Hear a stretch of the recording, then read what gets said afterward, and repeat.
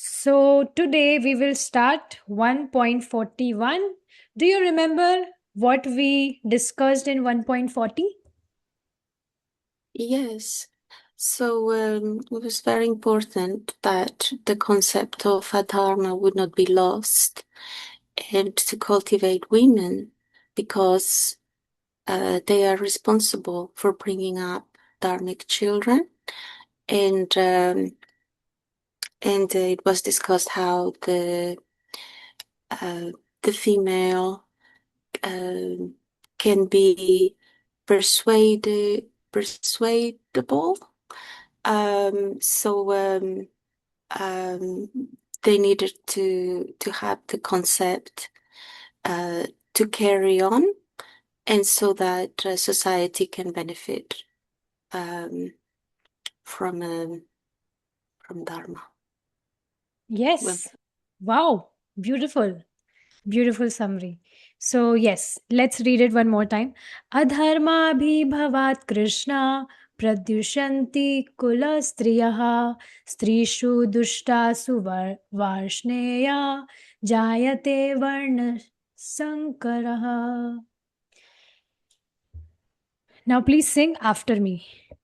Sankaro narkayeva Sankaro narakayaiva kulagnanam kulasya cha kulananam kulasya cha patanti pitro yesham patanti pitaro yesham luptapindodaka kriyaha luptapindodaka kriyaha sankaro narkayeva kulagnanam kulasya cha Sankaro narakayaiva kulananam kulasya cha patanti pitro yesham luptapindodaka kriyaha. patanti pitaro yasham luptapindodaka kriyaha. Yes. Now your turn. Please sing. Sankaro narakayaiva kulananam kulasya cha Sankaro narkayeva kulagnanam kulasya cha patanti pitaro yesham luptapindodaka kriyaha.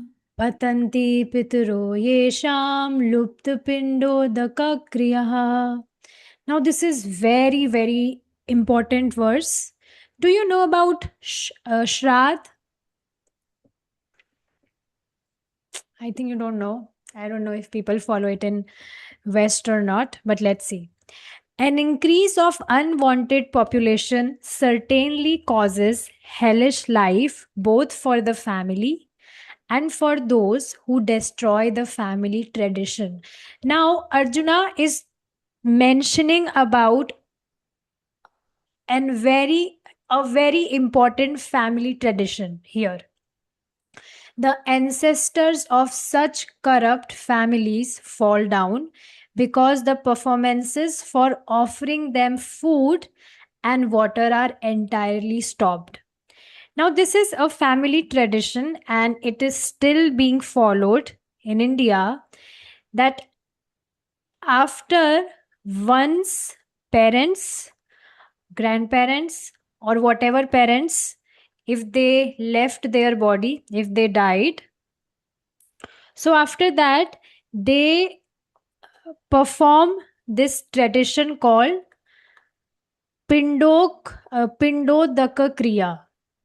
So pind means food offered to Lord Vishnu, and daka means water.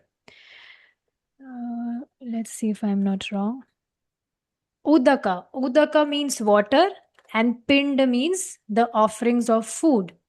So yes, to the photos of the parents who died, there is basically a process of how one can offer even them food and water after they died. So we will, learn about this only, that how this benefit those families, the ancestors who are no longer in this world, but they left their bodies. But when even they left the body, they died. But when their uh, descendants, when they offer piṇḍa, that is offered food to Lord, and udaka, that is water, to the ancestors who are no more in this world, then they are benefited by that. So this is very important tradition which is still being followed here in India. So yes, Arjuna is saying, let's read this again. An increase of unwanted population certainly causes hellish life, both for the family and for those who destroy the family tradition. So now we remember Arjuna was mentioning about that how if we will kill the ancestor, the our superiors, or basically all the family members, then later, because dynasty will destroy and whatever new generation will come, they will not follow religion.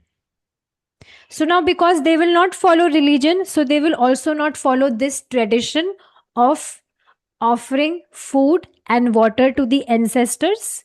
Ancestors are called pitṛs. You might have heard about this word. You might have heard this word pitṛ. There is pitrlok. It's also mentioned in Bhagavad-gītā that one who worship demigods, they go to demigods after leaving their bodies. One who worship rakshasas, ghost and such species, then they go to ghost after they leave the body. Yes, there are people who worship ghosts. We talked about this earlier also, black magic and all those things. And yes, whoever worships pitṛs, pitṛs are basically these ancestors. Then they attain ancestors, the planet of ancestors, and one who worships me. Kṛṣṇa is saying this. One who worships Kṛṣṇa, they attain Kṛṣṇa after they leave this body. So it's mentioned in Bhagavad-gītā also. So yes, because new generation, they will not follow religion, they will not follow this family tradition also. And because of this reason, this will cause hellish life, both for the family and for those who destroy the family tradition. So one who is not following religion, who is destroying the family tradition, they will also suffer a hellish life, and those ancestors will also suffer hellish life. Now, hellish life doesn't only mean going to hellish planet. Even here also on this planet, if suppose any person is starving with hunger, so this is also hellish. You just observe this. When we are hungry, so we search for food. And suppose if we have nothing to eat, so this is hellish. This is like suffering. Very painful. It's mentioned in Srimad Bhagavatam that hunger is something which is very powerful, and a person can also commit sinful activities to satisfy his hunger, because this hunger is very overpowering. If someone is hungry, then he will eat something. He will have to eat something, because that hunger is troubling him, troubling that person.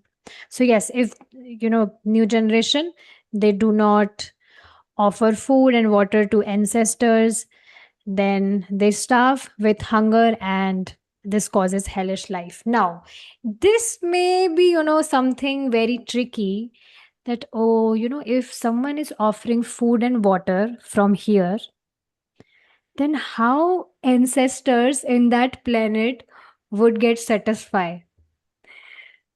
But this happens like this. For example, just like if you travel in train, so there is one facility where you can book your lunch prior. Like before entering to the train, you can, in advance, you can book for your lunch, for your tiffin. And then when you are traveling, when you are, going on a trip from different city or maybe country, then there is this facility where you can book your lunch, your tiffin, your food for advance. And then when you are traveling in the train, so when, at that time, at particular point of time, you will get your tiffin, your food, because you booked it in advance. So you can see, like, by sitting in your own city or in your country also, you can very easily book your lunch, your food. So same way, this is one process, one tradition where a person, if descendants, if they are offering food and water to their ancestors, then they get benefit. And like this, they also get blessings from their ancestors. But please try to understand, in Krishna consciousness, when we are consuming the remnants of Krishna, when we are chanting Hare Krishna, so we are already satisfying ancestors as well. We will read this briefly further. Srila Baladeva Vidyābhūṣaṇa will quote from verses that if any person, if he is surrendered to Krishna, then there is no need to do other things. But because, these things are mentioned here, that's why we are discussing it. And this is important. Okay, let's see now. Vidyābhūṣaṇa commentary. The mixture of caste in the family leads to hell for those who destroy the family and its traditions. Now you will see this is also a big problem today. Mixture of caste. So people, they marry in intercaste, and then because everyone has different traditions, because they follow different religion. So because of this reason also, this leads to hell for those who destroy the family and its traditions. This happened, and this is very this is very prominent these days. This is becoming trend, where people, they do not wish to follow any rituals. They are not Krishna conscious, but then also they don't wish to follow these rituals or these traditions, and result would be hellish life. And you can clearly see, because people, they are putting dharma aside, and they just want to gratify their senses or follow adharma. Because of this reason, they are suffering very much. So we cannot, one cannot live happy if he is not following dharma, because in human life, everything is a big responsibility. If we have this body, if we are human beings, so everything is a big responsibility. One cannot say that, oh, I didn't know it. No, even if you didn't know it, then also you will have to suffer its results. If that person is not, following proper standards, because everything in human life is a big responsibility. Why? Because we have such elevated consciousness where we can follow dharma. Animals cannot follow dharma. or adharma. They can even not follow adharma because there are no rules and regulations for animals. If we talk materially also, then you will see there are many rules only for human beings. For example, traffic rules. You can see a dog does not have to follow traffic rules. Even if it's green light, traffic rules are there in your country also, na? Green light, red light. Yes, okay. So suppose if there is green light, so cars will move. But that dog, it may come on the road, even the cars are moving, because he don't know and he has no rules. So yes, rules are for human beings and we have to follow it. In Mahabharata also it's mentioned, Ahar nidra bhay maithunam cha.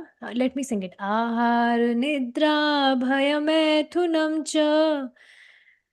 Sama न एतत् पशुभिः नराणाम् धर्मो हि एक धर्मो हि मतलब okay, so I don't remember the whole verse, but it's mentioned that only these four things are similar in us and animals, but only dharma is something which makes human beings different from animals. But any human being, if he's not following dharma, then he is animal only. So rules are there for us because we can follow it. We have such consciousness.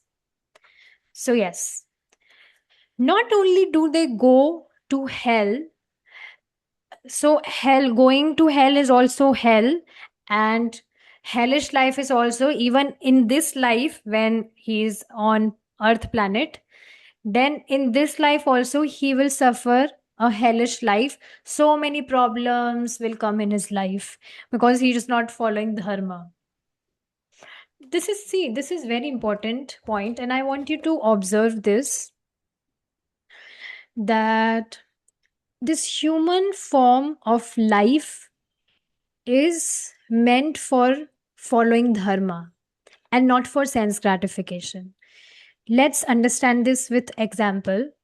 If any person, if he gratify his senses in excess, of course, because we are in this body, so we have to gratify our senses to some extent. Like we have to sleep. If we will not sleep, then how we will how will we charge up? We will remain tired. We have to sleep, we have to eat. If we will not eat, we will become very weak. So yes, to some extent we have to gratify our senses. But if any person, if he gratify his senses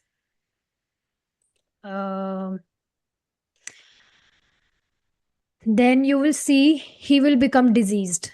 Suppose we sleep for 6 to 7 hours so that we may charge up. But if any person is sleeping for 10 hours, 12 hours, 14 hours, then you will see body will start paining. Have you ever noticed this? Have you ever slept for so many hours? You can understand this. You might have experienced this when we become ill, when we are diseased. Suppose we are suffering from fever, then we are suggested to take rest, as much rest as we can. So yes, at that time, all the time we are lying on the bed, and because of that our back starts paining. So yes, we cannot sleep for we cannot sleep for so many hours, otherwise our body will start paining. Same way, we cannot eat so much. If we will eat so much, then again one will become diseased. And same thing is applicable for other things also. Whatever person is doing, if he will gratify his senses in excessively, then he will become diseased. And on the other hand, if a person is practicing sense control, and he is following everything in moderation, then you will see how life becomes very easy. If we eat less means not very less, but we are not overeating, or if we are sleeping nicely 6 to 7 hours, we are waking up early in the morning, and just like that, if we are following everything in moderation, then you will see life becomes very easy and we feel very happy that way. Because human life is meant for tapa, to follow austerity, not unnecessary austerity, because one will not gain anything if he is standing in sun, in under sun, like hot sun, so he will not get anything. People do such austerities also. They will dip themselves in ice water in winters, or in hot summers they will stand under sun. So this will not give them Krishna or self realization. This is unnecessary austerity. So yes, human life is meant for austerity and not for sense gratification. So yes, not only do they go to hell, but because of this, he indicates reason. The ancestors of the family, Pitraha, also fall to hell because of being deprived of the piṇḍa offerings from lack of sons who are qualified givers of piṇḍa. So I hope it's clear that because new generation, they are not following religion, so they do not offer piṇḍa and udaka, that is offered food to Vishnu, Lord Vishnu, and water. They do not offer it to their ancestors. So it becomes the reason for their hellish life and for the people who are destroying the traditions. This is the reason. Actually, Prabhupada will tell, not, Baladeva Vidyābhūṣaṇa has not tell this. Okay. According to the rules and regulations of fruitive activities, there is a need to offer periodical food and water to the forefathers of the family. This offering is performed by worship of Vishnu because eating the remnants of food offered to Vishnu can deliver one from all kinds of sinful actions. Now, please understand, even in ISKCON, okay, we will, discuss this later when Prabhupada will specifically quote the verse. So, yes, I hope it's clear. Prabhupada is telling here, this offering is performed by worship of Vishnu. Now, people in India, although they, follow this tradition of offering food and water to their forefathers, but they are not offering food offered to Lord Vishnu. They are not offering remnants of Kṛṣṇa to their ancestors. Now, this is also not good. Please, we have to understand that whatever we possess in this world, it ultimately belongs to Krishna. And if we are not offering it to Krishna, so that way, and any person, if he is using that particular thing directly without offering it to Krishna, then that way he is assuming himself an independent enjoyer. And the same thing is applicable to those also who offer food. Sometimes people offer their food on, some festivals of demigods to demigods. This is also not good because ultimate proprietor is Krishna. So if any person wishes to offer, food to demigods, then they can definitely give Krishna prasadam to them. Hmm. Just wondering, so you offer it first to Vishnu, and then you put it in a different altar with the ancestor picture. True. Okay. Yes. So I was telling one point that if any person he wishes to give food to demigods, then they should give Krishna prasadam to them also. I told this thing to my mother and she has started following it, fortunately. But she's still confused. She still, she think that, oh, if I will quit worship of demigods, then, they will become angry and they will do some harm. So she's still fearful about it. But it's okay. It's a gradual process. She will understand by time. But yes, it's very important that if any person, if he's offering food directly to demigods, then he is assuming that demigod an independent enjoyer, which is not true. Krishna is Swarat, he is supreme enjoyer, and everything belongs to him. So we should offer everything to him first. And later, if we want to give something to someone, then why not to give them Krishna's prasadam, Krishna prasadam. And Krishna prasadam can be in the form of food, or it can also be in form of anything. Anything. In fact, if any person is wearing a jewelry, so before wearing that jewelry directly, first you can offer it to Krishna. Even you can, you can make Krishna wear that jewelry.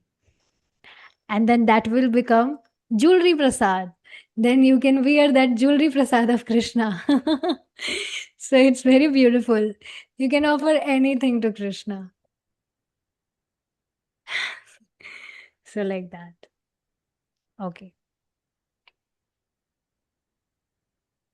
Sometimes. Mataji, the screen still has the previous one, just Okay. the chapter.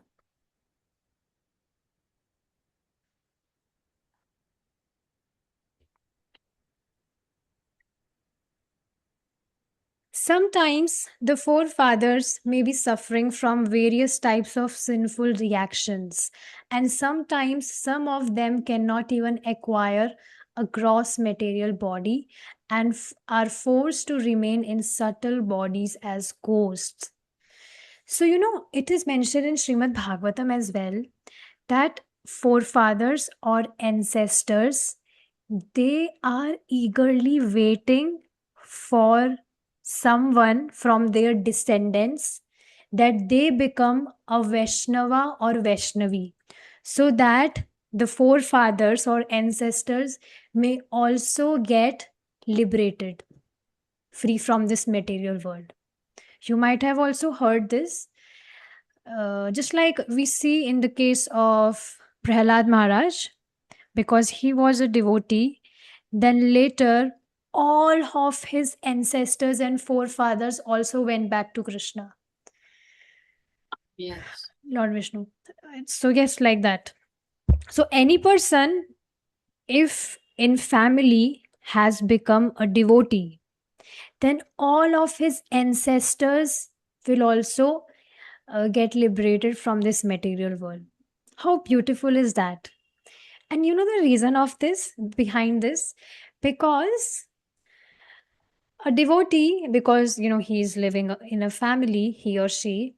So definitely, if we are living with our family members, so tendency is there, we are attached to them, and we are also attached to Krishna. But attachment, not at gross level, but yes, out of compassion, we have some attachment with our family members also. So because a person is a devotee and he is attached to someone, so because of that reason, please understand, attachment is not about gross attachment. Devotees, gradually they naturally become free from that. But yeah, like for example, if you have a friend and you are my friend, so your friend will also be my friend because you are my friend. So same way, because we are devoted to Krishna, and if we are attached with someone, so because of that reason, Krishna will deliver that person also. So yeah, this way, if any person in a family is a devotee, so all of his forefathers or ancestors also get delivered. So now you can see, you are not only benefiting yourself if you are Krishna conscious, you are benefiting your family members as well. And to those family members who you haven't even seen, your forefathers.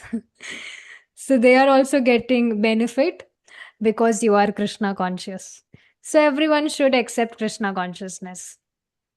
But if any person is not Krishna conscious, or if any person is not following these traditions, then because of this reason, forefathers, they suffer various type of sinful reactions, and sometimes these reactions are at gross level, gross material body, that they are forced to remain in subtle bodies like ghosts.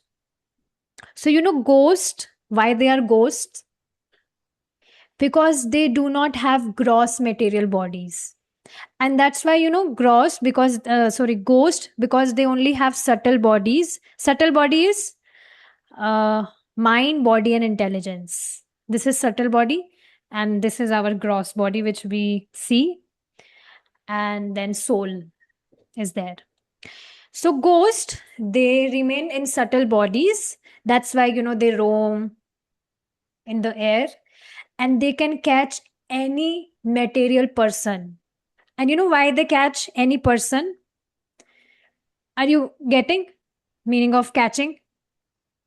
They they enter inside them. Invade. Yes. Why? So that they may gratify their senses. Ghost. And any person, if he commits suicide, so this is called akal mrityu. Akal mrityu means a person, there was a specific time for him to die, but if he committed suicide and he left the body before that time, so then he has to remain in subtle bodies. So that's why one should not commit suicide, otherwise he will become a ghost, and then he will again suffer so much. Because suppose if any person, he want he's hankering for consuming something, for eating something, for smelling something, or for hearing something. So he may hanker, but he's not able to fulfill that desire. So you can imagine how big suffering is that, he is desiring for all sort of these things, but he's hankering for it, but he's not able to do anything. So now he will remain disturbed, and to fulfill his own desires, he will catch others and he will trouble others. So yes, this is the condition of ghost. So Yeah, yes. this is very interesting because, like you can be a building, and because buildings have different households, then you can have neighbors. And then if they're not Krishna conscious, then something like this, there's this stagnant energy, and you have to look after your space. And Śrīla Prabhupāda would speak about this, and because he could sense if there was like a ghost in some areas, and he would say, if you chant the holy names, you can scare them away. But I think also you have to use some incense if there is a very big problem, and the chanting like kirtan, so that it is vibrant too. Do you think? I don't know what else can be done. Yes, Mahamantra is enough. Even, that ghost will get liberated. I'm remembering one thing about, what you shared. So my family members, they wanted to buy a big house. So they saw a property and they wanted to buy that. But, there was a humor that there wanders a ghost in that house. So, what my family members said? Probably it was a humor. Sorry, not humor. They said it as a joke. They said, "Oh, you are Krishna conscious. You do lots of bhakti. So you go at that house, you chant Hare Krishna, and you please liberate that ghost from that house. You will also get piety. You will get blessings if you will, help that soul, that ghost, to liberate him." So they were saying this. So I was like, hmm. I was afraid. I didn't dare to go there because I'm not Prabhupada. I'm not brave as Prabhupada. Definitely, it's very fearful. Although I had confidence that holy name is very powerful, but still, I was not interested in their proposal. So yeah. Okay.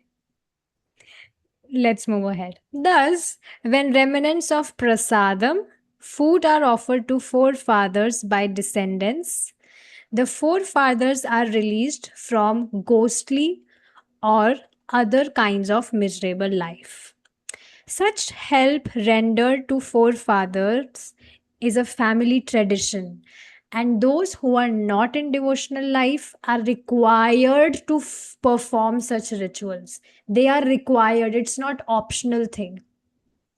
One who is engaged in the devotional life is not required to perform such actions. So Prabhupada has already told us. Simply by performing devotional service, one can deliver hundreds and thousands of forefathers from all kinds of misery. Now Prabhupada will quote few verses from different shastras. So let's see. It is stated in Bhagavatam 11.5.41. Devarshi Bhuta. Its meter is.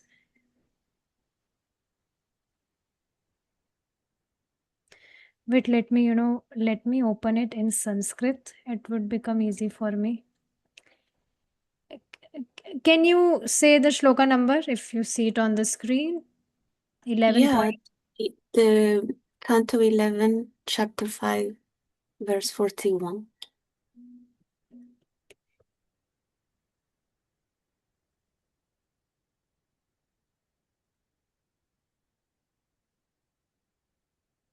देवर्षि भूताप्त नृणाम पितॄणां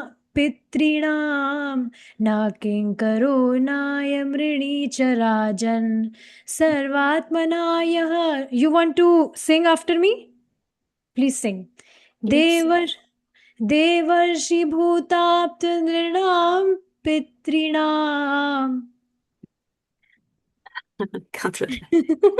It's good. Devarshi Bhutatandrinam Pitranam न किङ्करो नाय मृणी च राजन्. Nakin Karo Nayam Nicharajan. Sarvatmanayah sharanam sharanyam.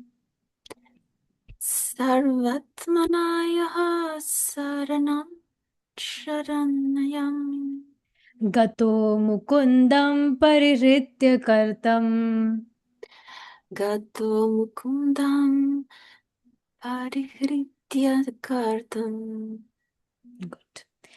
Anyone who has taken shelter of the lotus feet of Mukunda, the giver of liberation. See, Mukunda means liberation, giving up all kinds of obligation, and has taken to the path in all seriousness, owes neither duties nor obligations to the demigods, sages, general living entities, family members, humankind, or forefathers. Now, please understand, when any person he takes birth, so he becomes obliged to many living entities.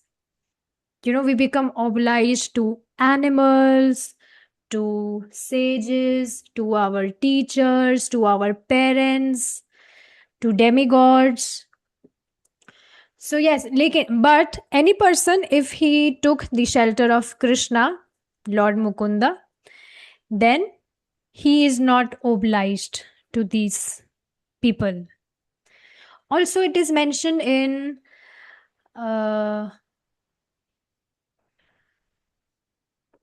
Bhakti Sandarbha. It's mentioned in Bhakti Sandarbha that any person who is worshipping Krishna, who takes shelter at the lotus feet of Lord Krishna, then Krishna puts 33 crores of demigods in the service of that Vaishnava.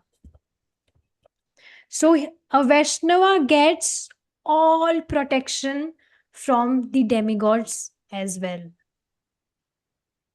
So like that. So yes, basically we are not obliged to make any payment to these people. Krishna do it. Such obligations are automatically fulfilled by performance of devotional service to the Supreme Personality of Godhead. So, there were more verses, but probably, it's not mentioned in English text. I was reading it from Hindi PDF, so there were many verses.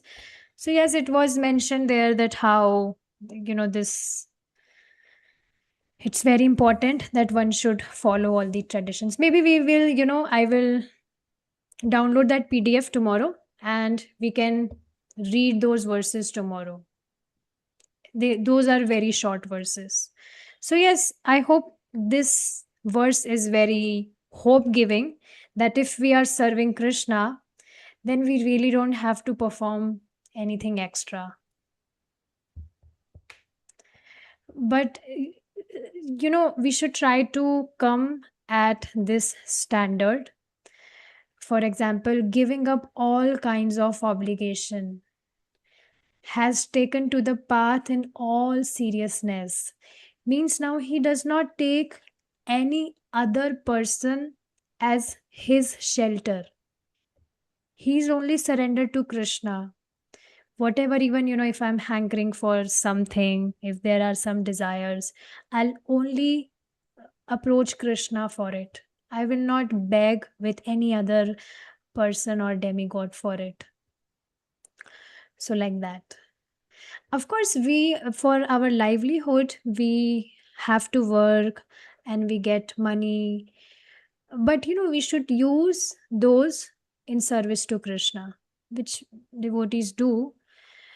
So we should try to become very conscious here that whatever we are possessing, whatever we own, everything we first offer it to Krishna and then we use that. I hope you liked the example, that jewelry prasadam example. You can offer jewelry to Krishna. It's very beautiful. I told this to my mother and she was smiling. Okay, good idea. I'll do that. And she did that too. Yes, she did. So it's very beautiful. Okay, with this, we will conclude today's session here. If you wish to say something, please go ahead, Mataji. Yeah, because of the so there was that food offering and water to the ancestor was the Lupta Pindodaka Kriya. Huh? And I had a Lupta, question. lupta means stopped. And pinda means offerings of food. Udaka means water. And kriya means performances. What is the Lupta? Lupta means disappear, stopped. Lupt means disappear. Ah, So yes, lupt means stopped. That they are not following it now. They have stopped. oh, I see. Because I'm trying to remember the words and use for my Sanskrit. Are you And practicing because Sanskrit? I am enjoying Sanskrit very much.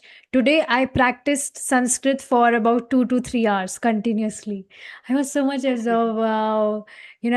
I'm practicing shlokas of Bhagavad-gītā that, oh, this is verb, this is. I don't know if you're familiar with the terminology. Have you learned the terminologies? so I only have from the shloka association some connection, and so because of uh, the Zoom meeting, then bit by bit, the variations that the words have, I'm understanding. I think for now, the Rama example was very interesting. Um, but Ram table. That Ram table. yes, Did because you he was try to home. did you try to memorize that table? Ramah Ramau Ramaha Ramam Ramau Raman, like that. It's very. So So I yes, was those are, writing. okay, let me show you. It's very interesting. Yesterday, I also took a revision session. The host who is taking the class, she allowed me that I may help devotees who want revision.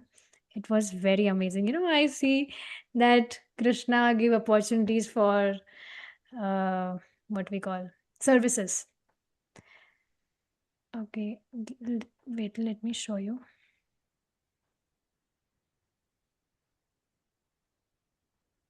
Mm.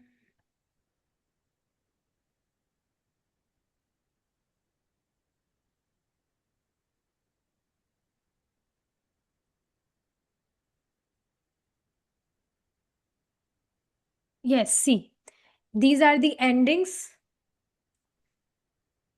You see the English one. This like Mitram Mitra. I don't know if you okay. See this is Ram table.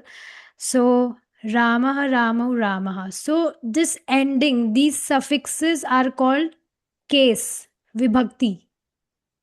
So when I was solving those verses of Bhagavad Gita, so I was finding out, oh, this is this vibhakti, this is Saptami vibhakti, this is Prathama vibhakti, like that.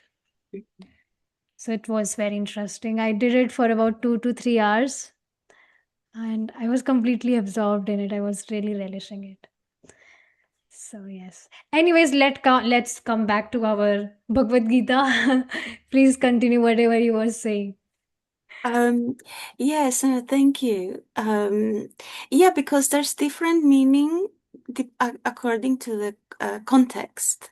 You have to figure it out as you become more familiar. Um, so so the water, I was wondering if is it just for the offering or is it water in general? Because um I understood that, sometimes like for you it's easy because some words may be shared. Like water can be jalam. Is Charnamrita. jalam like Charnamrita. like jalam can be Sanskrit and also you use it in Hindi? What? As, so like water, it's in, I Jalam. Oh, understand. you say jalam, jalam. Yes, Yes, yes. jalam is also water. And yes, there are synonyms for every word in Sanskrit. Uh-huh. Yes. Yeah, because in Hindi you use pani quite a lot. Yes, pani. But jalam came up in Sanskrit and that is used too. See, So In Hindi we also say jal. But when we the jal. yes, but when we are putting ma at end, then it's jalam, then it transforms into Sanskrit word. Ah, I see. Okay. And but the one offered to ancestors, was that the piṇḍa? Was food and water piṇḍa? Pindo. Yes, pind is food and udak is water. Ah, okay. So I was wondering if this is just for this purpose, that is different word, possibly. Well, I mean, it's Sanskrit, so we'll get into Yes, probably. mm. Because Like udak, prasadam. yes, like prasadam. Okay, Um, okay. hmm, Yeah, like prasadam is specifically offered to the Lord. true, Uh, and you told me it's also like general benediction, right?